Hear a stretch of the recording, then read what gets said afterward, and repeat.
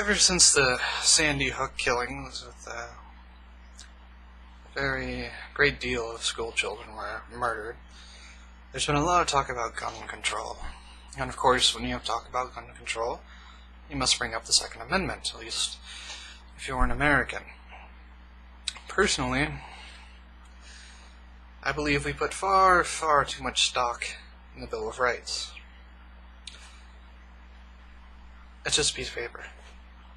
And of course, you hear many people say this, but I don't think people really accept this. I think there's far, far too many people, at least in America, or rather the United States, that have the belief, the feeling that it is the Bill of Rights and the various amendments and the Constitution itself that gives us our rights. Our rights would exist, well, yeah, our rights would exist regardless of these pieces of paper. And I hesitated there because our rights don't really exist at all. They are merely ideas. And as ideas, they are as fluid and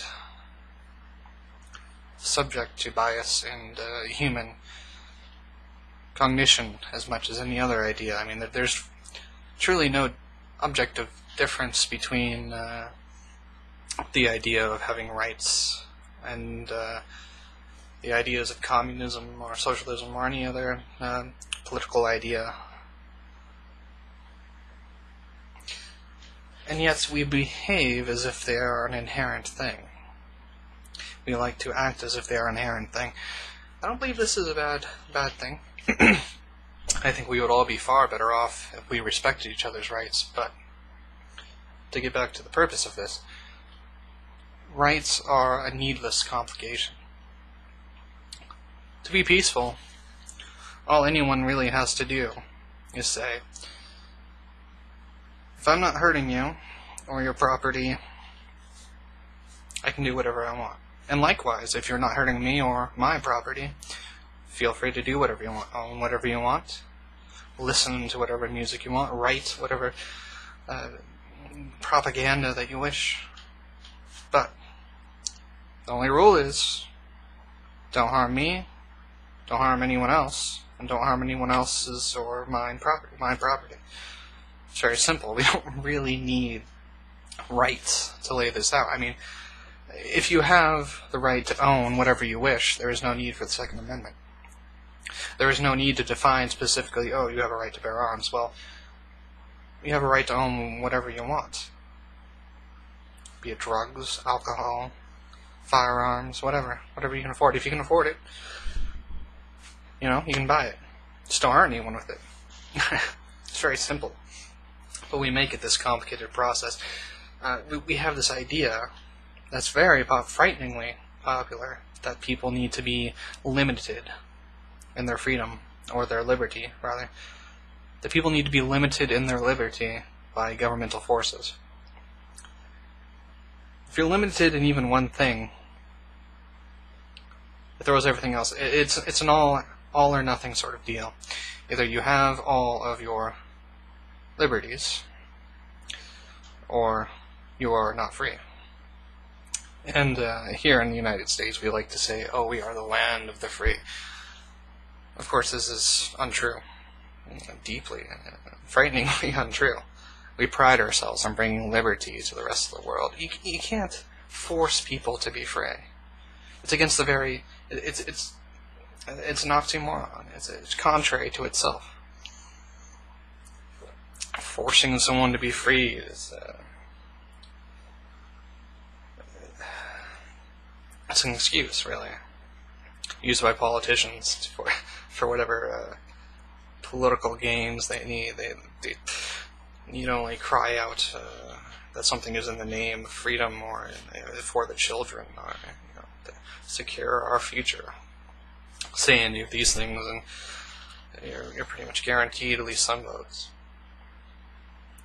It's very sad, the state of politics in America, the United States.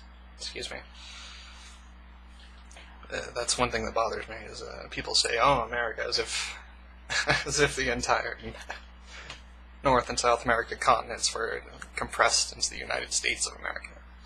I think it's very important to be concise with your language and thus say, if you're talking about the United States of America, either say the U.S., the USA, the United States, but if you just say America, you know, it could be Mexico, it could be Canada, it could be, yeah. I mean, if you don't understand what the fuck I'm talking about, then you can go fuck yourself. I'm just kidding. Oh, let's see how long this has been. 5 minutes, 5.5 minutes, that's not bad. Okay. I have plenty of time then. But as I was saying, I mean, I think it's possible in this context, in the context I've been talking about, that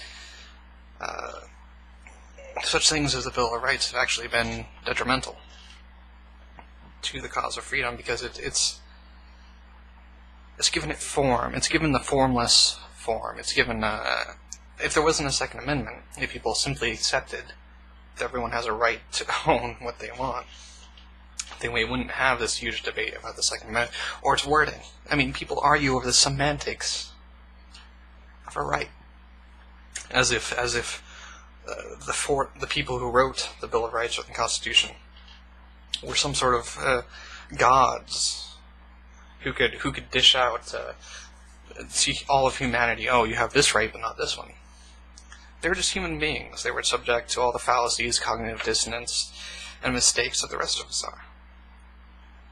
We are all human beings, and to act like we are anything more is a very grave mistake. But people turn our founding fathers, which is a very interesting term, but I won't get into that now. They turn our founding fathers into God figures. No, and there was, even between them, there were divisions. I mean, there was the Federalists and the whatever the opposite of the Federalists were.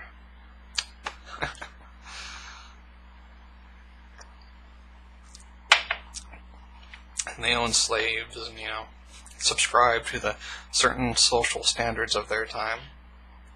They are merely human beings. They had some very brilliant and revolutionary ideas, but they were still only human beings.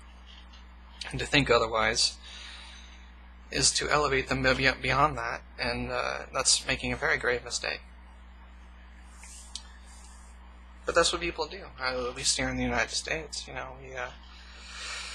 we behave as if our Constitution and our Bill of Rights and the various amendments are sacred ideals that shall not be violated.